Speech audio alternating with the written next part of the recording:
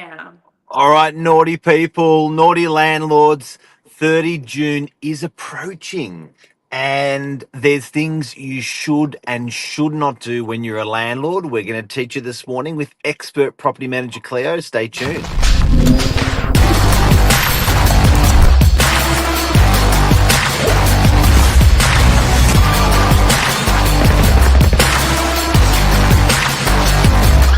I'm the ringleader, so listen up.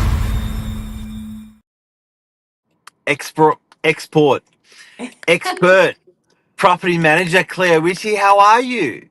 I'm good, thank you. I'm a bit of an export actually, now that you think about it. Yep, expert. What's been happening this morning?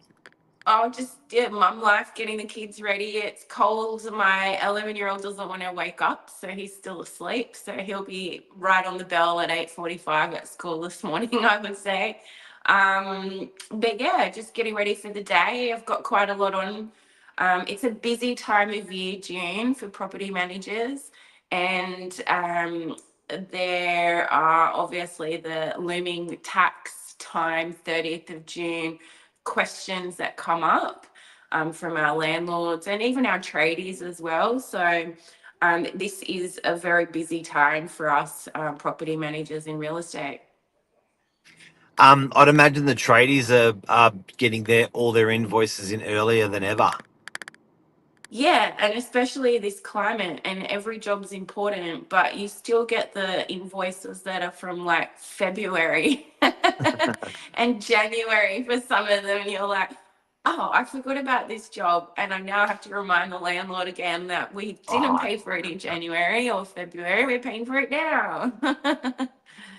far out. And tell me, you're working with, we're working with thousands of landlords at Novak. I love talking with you because not only can you aggregate a lot of people, but trends, what's happening, what they're doing. What's a clever landlord doing at the moment because of tax time approaching on 30 June? At the moment, what they are asking for is all their invoices, which are normally attached. They're checking all of that out now, and they're asking in advance to the 30th of June if there's any upcoming work that we might have had rollover, as in maintenance not completed, and they want it all tidied up for the end of financial year. So basically, they will be asking for, that plumbing job that was outstanding. Can you make sure that that's done now before, the 30th? And having all of that organized.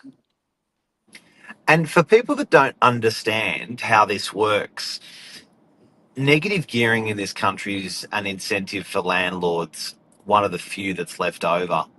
And what happens is if you're paying 40% tax or whatever so depending on how much you earn is depending on the tax percentage that you pay. And say you're earning an X amount, you're paying 40% tax. Now, if you have an invoice for $1,000, you theoretically would get back 40% of that in the next at the end of the financial year when after you've done your return. So it's and that upgrade stays with the property. That $1,000 upgrade stays with the property. The property's worth more. The property rents for more, and then you got a tax deduction of say 40% if you're in the 40 percentile of tax paying. So this is big. These are big ticket items for landlords. They are definitely, and they do budget that bathroom rental or that kitchen or that thing, that they've been saving for. And they do that within the financial year. So they plan for this one, they plan for the next one. As you said, it's all an investment. So when you're negatively gearing, these invoices and these works carry out are important as deductions. And we do tax depreciation schedules for our landlords. We do recommend a few companies, and they're really good at crunching numbers and advising our clients, especially if they've bought new and off the plan, You're, probably better talking about that than me, because I'm not I do basic maths, I do understand it. However, yeah, we do have all these tools and all these people that we have, just a dial away for our clients, and we send them all this information come tax time. The consolidated rental statement we send at the end of the year is gold. It has everything in this one statement for that entire financial year, all the outgoings, as in council strata water, all the fees that they pay, the management fees, the outgoings like the plumbing and electrical maintenance. It's all on the one statement, and you just give that to your accountant. You don't have to go through all your emails and your personal scans and everything. So I feel that's probably the one of the most valuable statements they'll receive each year, the landlords. And they can also see, wow, look, I got all this rent in this year and I've not really had to spend much, because it's all there in the one statement. Or I've spent a lot on this house, on maintenance and things. Maybe I should talk to my accountant, moving forward. So the statement is coming up now. So on the 30th of June, all our landlords will get that statement. Given there are a few that don't want it, that's fine. But yeah, we do spend a lot of time preparing for this statement collation and everything, like our accounts people. It's a big job, and it's a big job rolling it out every year as well. And tell me, it is a finite line, 30th of June, for people. Know if you forget to pay something, or you forget to claim something, you are burning 30, 40, 46 percent of that amount. So it is critical you don't miss one invoice, one statement, one anything. What should I be asking? And guys and girls out there, you've got to understand. You pick up your account, your phone to your account, and you'll get charged. You pick up your phone to your property manager, you won't get charged.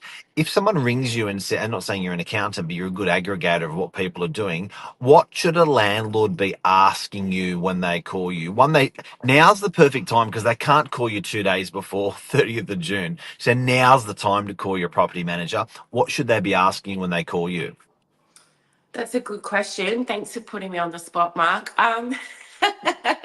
ChatGPT. Well, well, I guess when will I get my statement on the 30th or the next day, or obviously it's end of month. It also has to do with rent.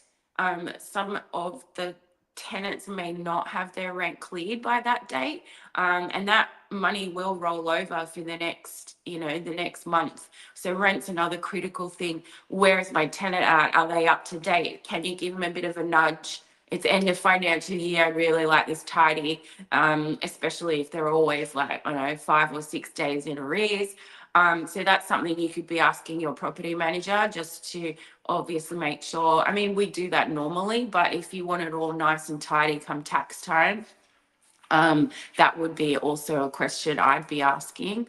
But yeah, look, it's not, like you said, it's not the end of the world if everything hasn't been done or collected by the 30th of June, but it does make that easier, come this tax time period. I do have clients that are asking for their carpet and their reno to be done and ready by the 30th of June. So our handyman's under the pump with a couple of those. So I do have quite a few maintenance jobs that I'm working on to make sure that deadline is for the 30th.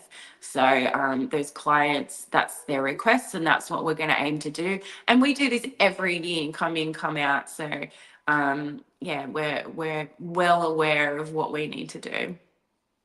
So I know it's a really, really understanding, silky smooth, advanced landlord when they call me and say, or when they call our property managers and say, "Can you not pay my rent?"